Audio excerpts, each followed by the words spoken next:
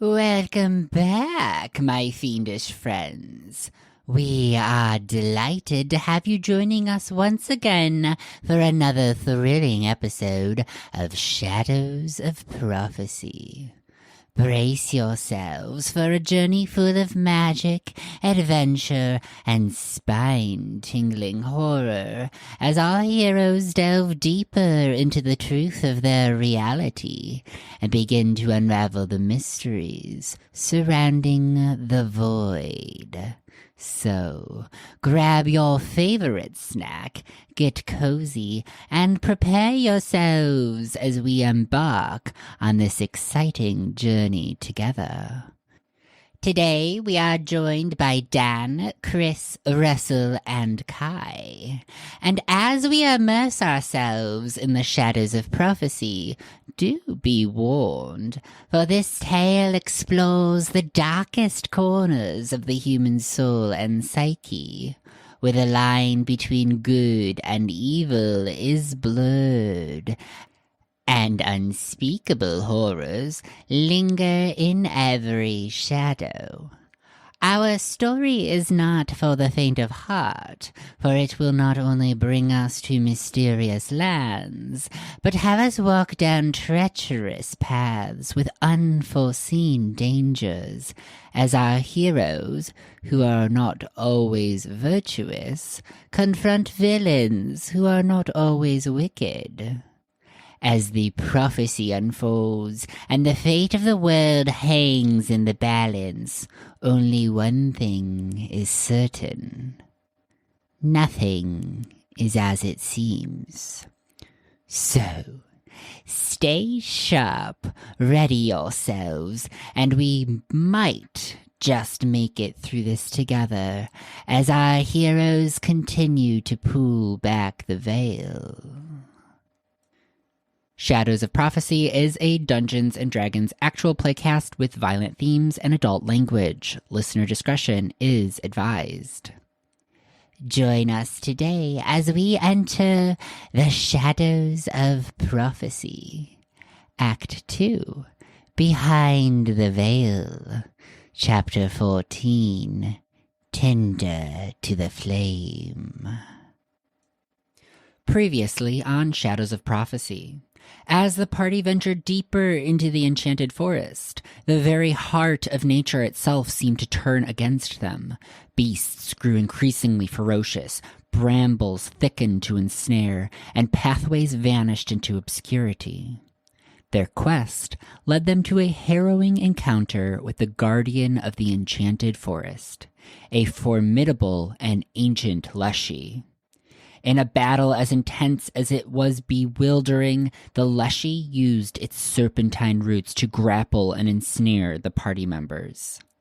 Yet, in the midst of this struggle, Upri and Ren managed to break free. A surge of wild magic from the barbarian created a surreal spectacle, an explosion of energy, birthing a cloud of giant butterflies that shrouded the battlefield. Yancey, with his mastery of the arcane, unleashed torrents of destructive fire and blight, relentlessly eroding the Leshy's vitality. The stakes grew higher as the Leshy summoned direwolves to join the fray. Ren, the ever-resourceful, severed the Leshy's taproot, thwarting its ability to heal itself. Salvador valiantly held the line, defending against the relentless direwolves. Yancey attempted to negotiate with the creature, but only deciphered a short phrase. The corruption must be destroyed. Yancey briefly banished the creature, affording the party a fleeting moment of respite. But as the Leshy returned to the material world, it unleashed a haunting cry that resonated through the forest, summoning the denizens of the woods to encircle and assail the party. In a tense and unforeseen ambush, the party confronted the Leshy once more. With determination and courage, they managed to defeat the ancient guardian, temporarily restoring a fragile semblance of peace to the enchanted forest. The battle having ceased, they pressed on to reach Upri and Yancey's home in the forest, a place they had lovingly named the Treehouse, where they hoped to reunite with their family, the Strays. Upon their arrival, an unsettling chill gripped their hearts. The treehouse stood eerily silent and devoid of life. Their family members had been replaced by eerie and lifelike puppets, bearing an uncanny resemblance to their loved ones. A growing sense of dread took hold as Yancey and Upri ventured deeper into the now macabre abode. Each discovery unveiling more puppet family members and an ominous portal. With fear gnawing at their souls, they made a daring choice to leap into the portal, desperate to unravel the sinister mystery. Little did they realize that their decision would transport them to a surreal and nightmarish realm, where oversized, vividly colored props loomed, exuding an eerie and otherworldly aura. Above them, an unsettling, twisted, clown-like entity that could only be described as a grotesque cousin of Thomas the Tank Engine, grinning malevolently, its round, ballooning face stretched into a nightmarish smile. In the shadowy recesses of your subconscious, where your darkest fears and desires are born, are the fragments of fractured reality. Are you certain that the boundaries between dreams and wakefulness are as clear as they seem? For are you not the architect of your own delusions? And are they not the mirrors reflecting the darkness that you are so desperate to deny? Record scratch. Okay, so here's the thing. We lost this episode, like, forever. You can thank the perfect storm of this 7-day VOD policy and my current burnout brain. So, we're going to do our best to recover what happened and piece together the story for you all. So, here it goes. As the party steps foot into this bizarre and surreal, nightmarish realm, they find themselves surrounded by a colorful array of larger-than-life props that seem plucked from the imagination of a sentient doll. Each element conjures a disconcerting blend of whimsy and the horror in the idea of where they have now just landed. A thimble, carelessly overturned and transformed into a makeshift flower pot. A candy wrapper, meticulously adhered to a toothpick, fluttering like a garish flag.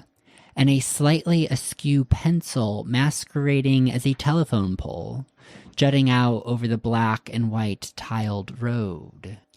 Overhead, a nightmarish entity leers down upon them. Its overly friendly features are an unsettling mockery, as its round, balloon-like face distorts into a fiendish smile, twisting into an unnerving grin that seems to mock the very concept of joy. And then, as the party takes in this unsettling landscape, a disconcerting static sound fills their minds, as if an old radio is broadcasting from a distance.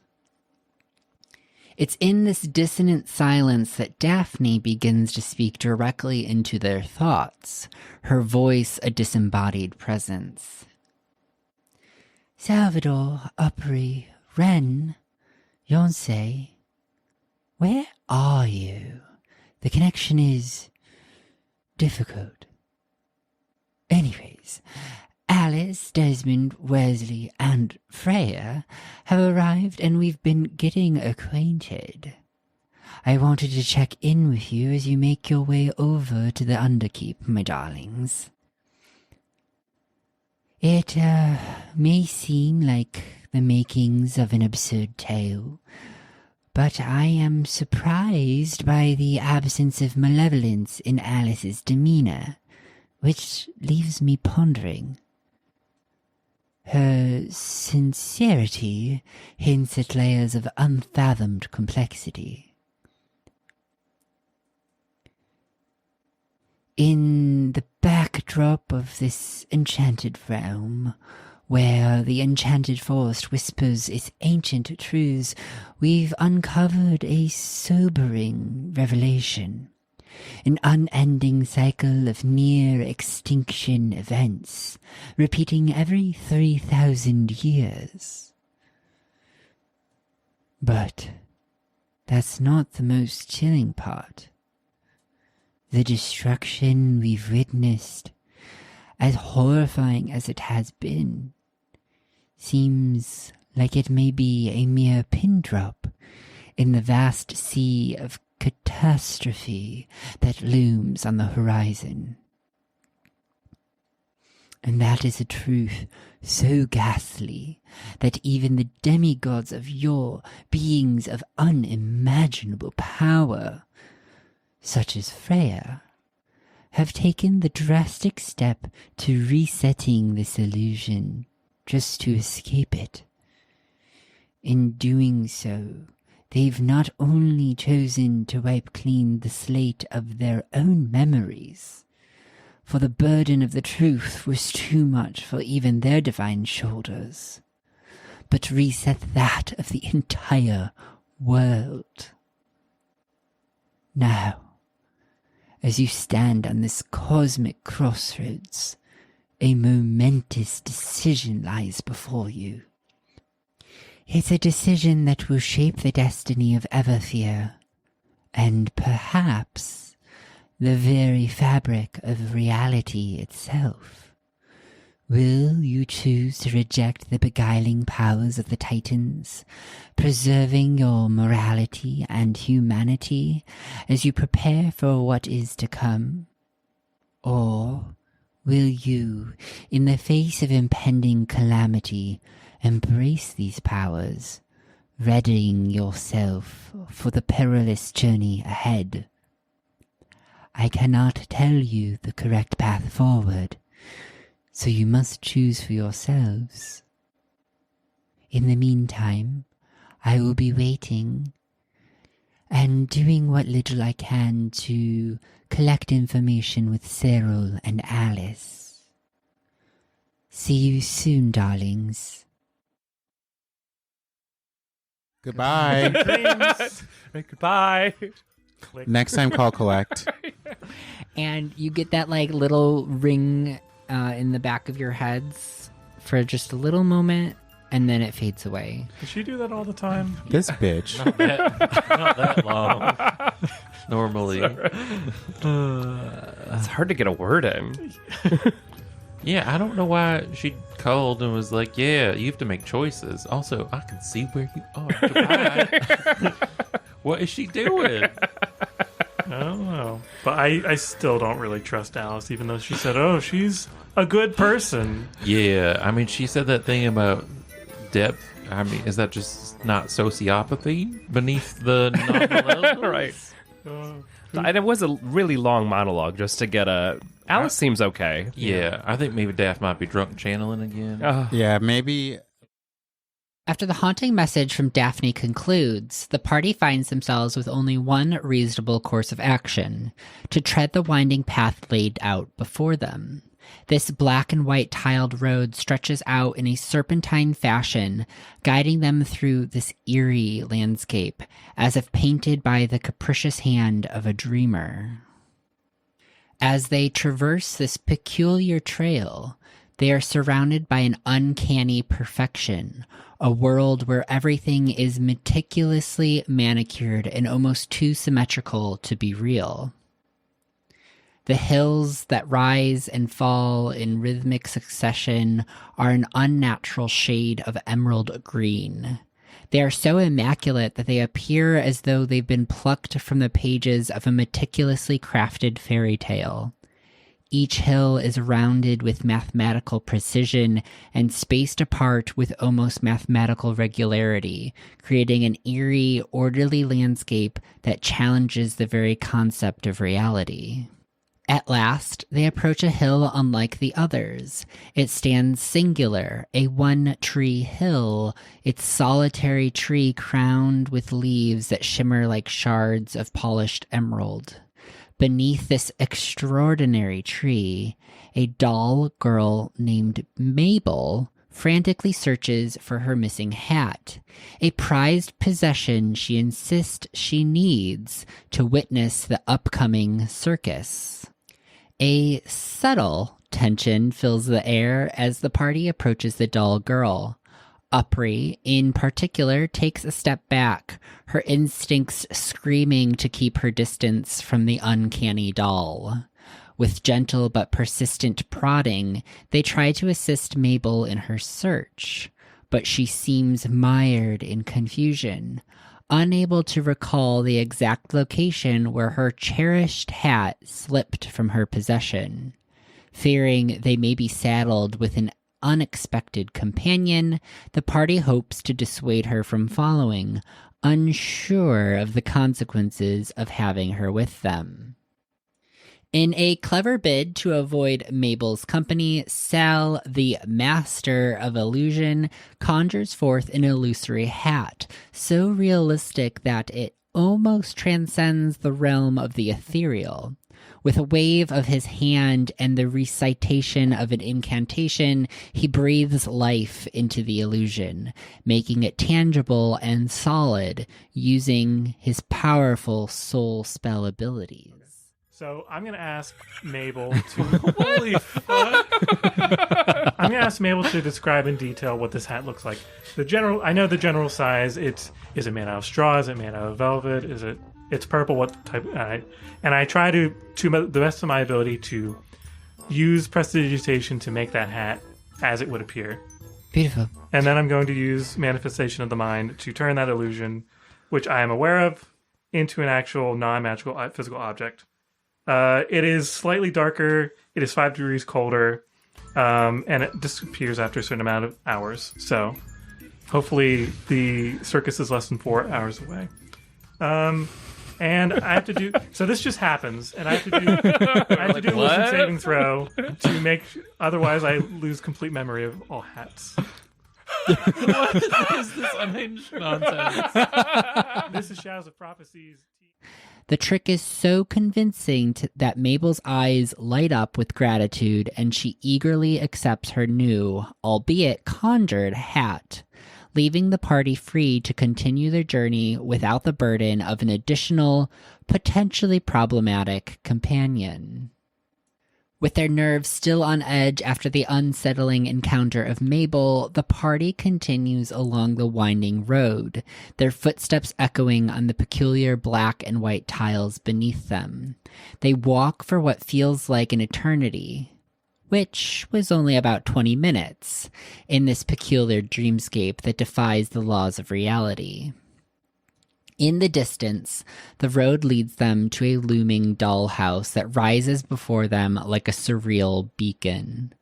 The house is a peculiar, crooked structure with a wraparound porch that seems to defy the laws of geometry. The pathway they've been following leads directly onto the porch, indicating that their only option is to venture into this enigmatic dwelling. As they cross the threshold and step inside, the world undergoes a profound transformation. The colors drain from their surroundings, turning everything into a sepia-toned world reminiscent of a vintage photograph. The very air seems to hum with nostalgia, carrying the subtle scent of an antique shop and a whisper of forgotten times. As the party explores the sepia-toned world within the dollhouse, they are suddenly serenaded by the sweet, melancholic melody of jazz. You hear the scratch of a record as jazz music starts to play upstairs. Wait, so French doesn't exist in this world, but jazz does? You know what? Yes. I like that. Well, in this liminal universe, Yeah. Where there's plastic. Beyonce starts scatting. Doo-wop, doo-wop, skibidi-doo-pop-pop. This is some strange music. I kind of like it. Mm-hmm. Yeah. It's Nice soulful. and brassy. Sounds like it was made by some hip people. From a theory perspective, it's very strange compared to the music that we listen to on a regular basis, at least in the city. Little cymbals. Okay, boomer. Trumpets. Yeah, do you not have EDM in the city? What is EDM? Eclectic dance music of the forest. The F is silent. The forest is silent. Yeah, eclectic. With It says not from the forest. We don't have eclectic dance. Amidst their palpable trepidation, the party members decide to send forth the heavily armored butler, their sentinel of fortitude, into the unknown depths of the dollhouse. Salvador, the steadfast figure, steps forward with an air of calculated determination, meticulously testing each of the 3 doors that line the second-floor corridor. As he opens and closes each one, he glimpses peculiar vignettes within. The first door reveals a chilling sight. A woman in a soiled white dress with a doll's painted visage, her vacant eyes fixed upon the open door. Her presence is haunting, and Sal can't help but shiver. Behind the second door, he discovers a surreal tableau. A seemingly perfect nuclear family of 4, their faces eternally frozen in painted smiles. They are in the midst of having their photograph taken by an old flashbulb camera, a moment of frozen joy that appears anything but. Upon opening the third door, Salvador finds himself in the midst of a solo dance performance. A man, seemingly lost in his own world, twirls and whirls to the hauntingly beautiful strains of a jazz record. His movements are ethereal, but they send a shiver down Sal's spine. Ren, watching from the hallway, can't bear to see Sal mimic the eerie dance of the doll-like man. He pulls Salvador back and gently closes the door, sealing the disconcerting scene behind it. Their discussion seems to deflect their current reality as Ren starts to reminisce about the lively karaoke nights that used to light up the evenings of their hometown of Lark's Perch. It's a momentary escape from the uncanny world around them, a shared memory that grounds them in their common humanity. As they contemplate a fitting name for Desmond, Freya, Wesley, a playful suggestion arises, calling them the Triplets, or perhaps the Olsons, in reference to the enigmatic nature of the 3 pieces. With lingering confusion, Chris muses about the disorienting layout of the S-shaped tiled pathway, which added to the perplexing nature of the dollhouse. Still, the party members eventually decide to exit the house, their hearts heavy with what they've witnessed. As they step back into the world outside this haunting house, the dollhouse seems to heave a faint sigh, as though relieved to release them from its haunting confines as the color returns to the world around them. A few cautious steps further down the winding path brings the party to a peculiar sight. A caravan of downtrodden peasants trudging along behind a ramshackle wagon. This wagon, drawn by wooden horses on equally rickety wheels, rumbles through the landscape. Its inhabitants, cloaked in meager and threadbare clothing, their faces carved by the weight of the world, etched with the struggles and hardships of a lifetime. In an attempt to blend in with the dull inhabitants of this strange realm, the gang surreptitiously trails behind the procession, each member moving with a calculated air of inconspicuousness. Amidst this curious company, Yancey, ever the charismatic soul, takes the opportunity to engage in a brief yet light-hearted exchange with a small child puppet.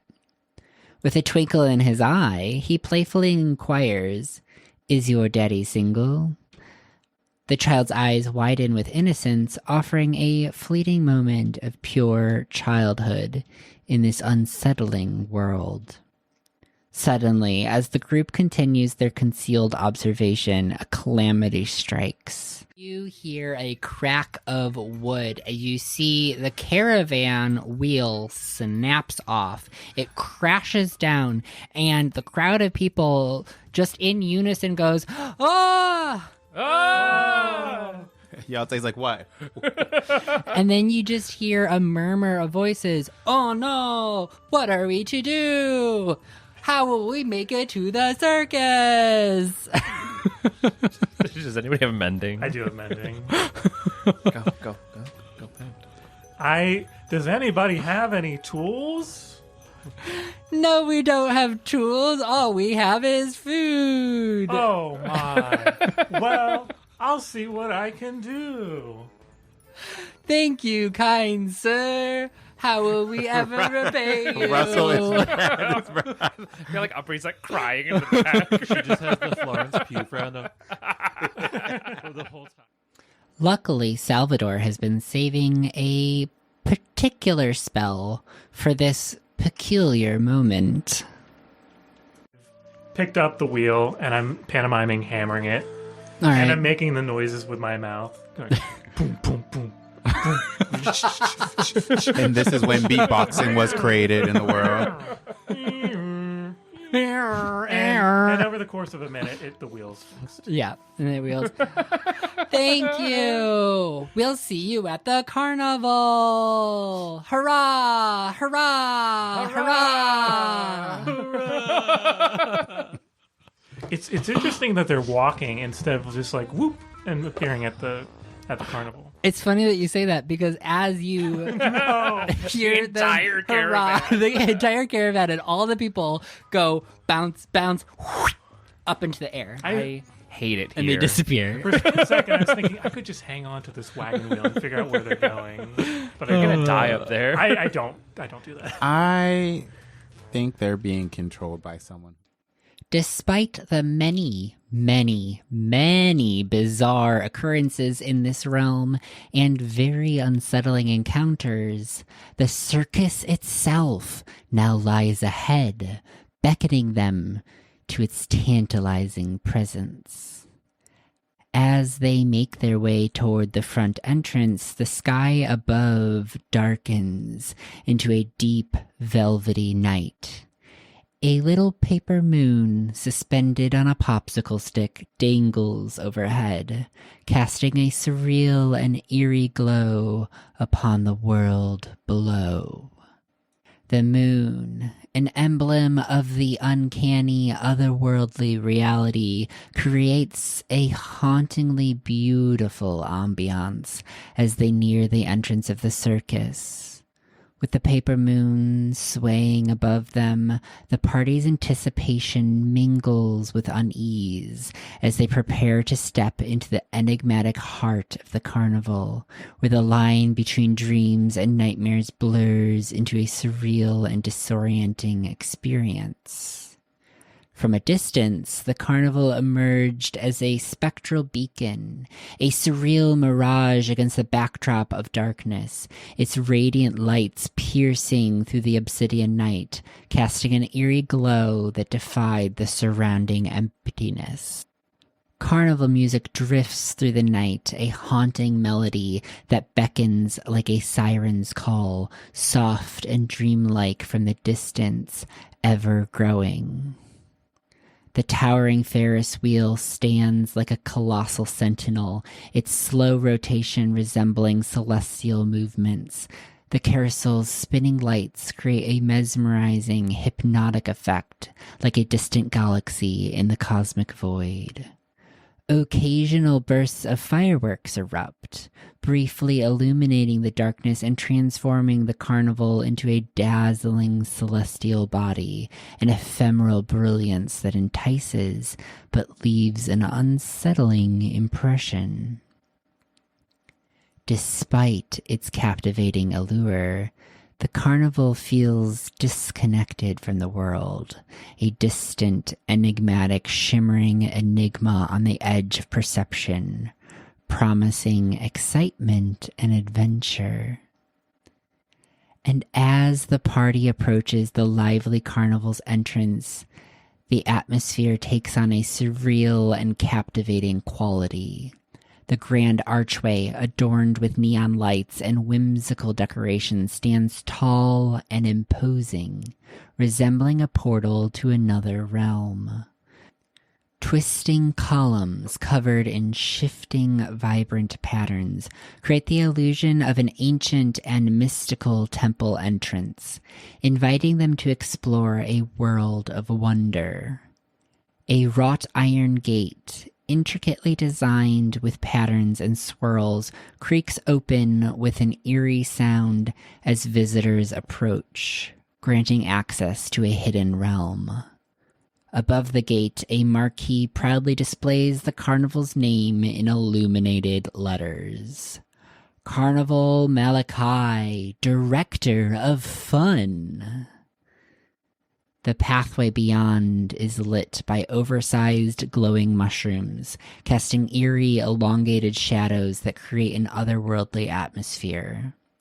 Stepping inside, the air is filled with the enticing scents of cotton candy, sizzling treats, and a faint hint of incense. Laughter and carnival barker calls echo in the background, blurring the line between fantasy and reality. But as they enter the carnival, a growing sense of unease washes over them. Amidst the lively atmosphere, they notice something deeply unsettling. They are in a wave of more grotesque puppets, with porcelain faces, glassy eyes, and puppet-like movements, controlled by unseen forces above.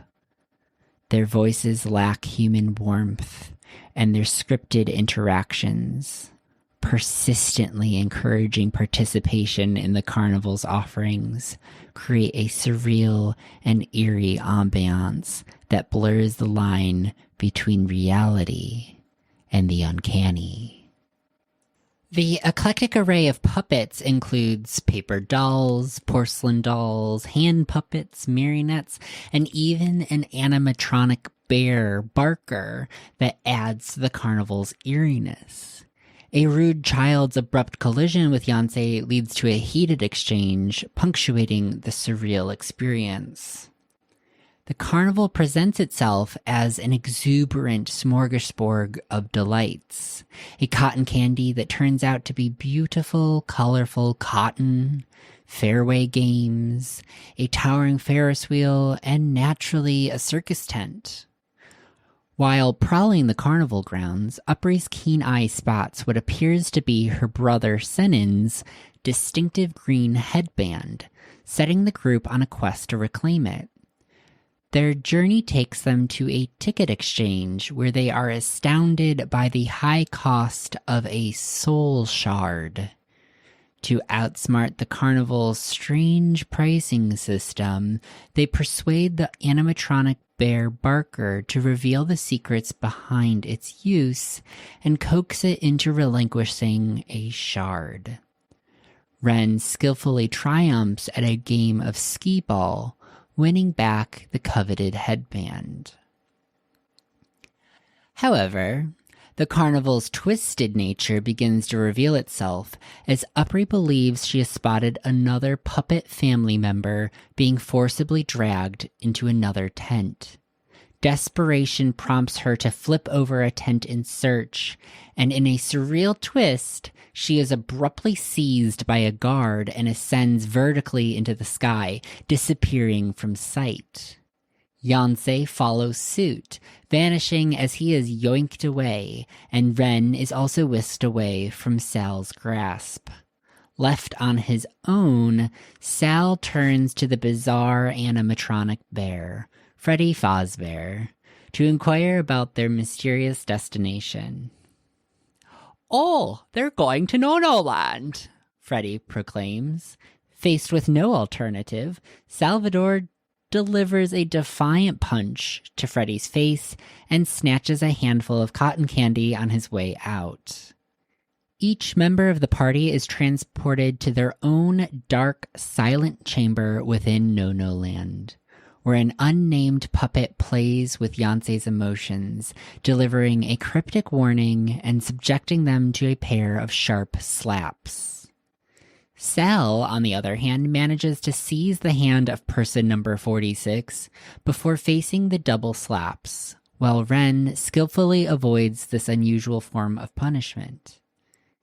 In her personal realm within No-No Land, Upri is subjected to a harsh reprimand by the director for not adhering to the carnival's mysterious rules, adding an extra layer of complexity and intrigue to their current predicament. Oh, but it should be so obvious, shouldn't it? You just have to play by the rules. This is your one warning. You are in my domain, Upri. Please do behave yourself. Yes. And if you have any questions, just ask your friends. They'll be able to fill you in on the details. Are you saying I'm the dumb one? Every story needs its full Upri. Oh, damn. You play the part Fuck so this bitch up. well. Fuck this bitch up. Toodaloo. And you feel the floor drop out and you are free falling. You see the light coming and you decelerate, being placed back on the ground. Upon their sudden and disorienting return to the ground, Ren and Sal are inundated with a flood of questions about the enigmatic concept of souls. Yay! The party's relentless curiosity drives them to explore every possible means to outwit the system, seeking to acquire more soul shards. However, their attempts to coax the remaining puppets into relinquishing these precious fragments prove futile, leaving them with no alternative but to embark on an introspective journey into their own inner selves. With a renewed sense of determination, the party embraces the carnival's challenging games. They play the ring toss game, vying for a spoon, similar to the one Yancey once hurled at Alton in response to a particularly nasty prank. A piece of silverware imbued with personal history and significance. Next, they approach a duck pond game, with the prize being Nim's cherished family photo, a memento previously entrusted to Upri. The attendant explains the rules. Well, what are the rules of the game? You just pick up. Besides picking up ducks, do you have any other rules? If you pick up a duck, you have to look at the bottom. You I'm cannot always looking at the touch bottom. any other ducks. And you cannot submerge any of your observation type spectacles under the water. Okay. You can also not remove the barrier around the pond or destroy or deface the pond in any sort of way. Okay, great. You also cannot ask me anything about the ducks. All right, okay, thank you. What was your way It's of pretty choosing this? straightforward rules, y'all. I have two ways I could. Salvador begins to pull ducks, one at a time at first, but then two more. You grab 2 ducks. You lift them up. You turn to your right. A dot. Drats. To your left. A star. Whoa. Whoa. Wow. Ding, ding, ding. You've won. That's great. What's on the 3-star shelf? I slapped There's Sal on the back like of the this head. giant boa constrictor stuffed animal. Sal. You know, I would really like that photo right there. All right. And they grab this photo off the shelf. And then they hand it to you. I hope you enjoy the rest of your time at the carnival. You know what? It's a hoot. If everybody's as thrilling as you, I think I'm going to die of excitement. Sure. Scouring the carnival for more memento prizes, the party finds themselves drawn to the big top.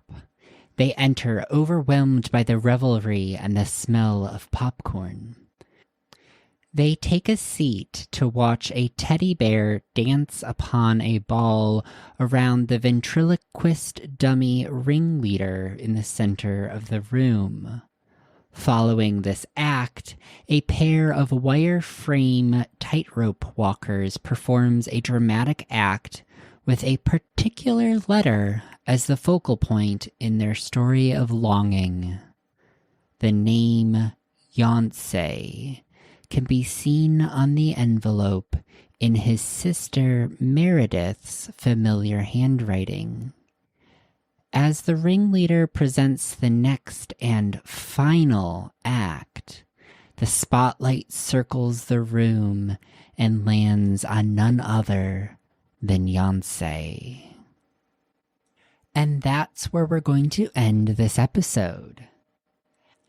As we draw the curtains on this latest installment of Shadows of Prophecy and bid you adieu, dear listeners, let the whispers linger in your thoughts, a reminder of the mysteries that lurk beyond the veil. But no need for fretting, even as we part ways for now. Remember, the shadows are here to stay, full of secrets, painters of eerie dreams, and looming in the corners of every mind's eye. A special thank you to our generous patrons, JayCeeAitch, Chris B, and Maggie Z, whose unwavering support keeps the candles burning bright here at Goblin Forge. Before we bid you farewell, remember to like, follow, and subscribe to stay updated on your future journeys into the unknown. This playcast is a Goblin Forge production. If you enjoyed what you experienced today, follow us on Instagram at goblin_forge_TTRPG, at goblin_forge on TikTok, or join our Discord community. So, until our paths cross again, keep an eye on those shadowy nooks. Stay vigilant, stay curious, and embrace the unknown once more.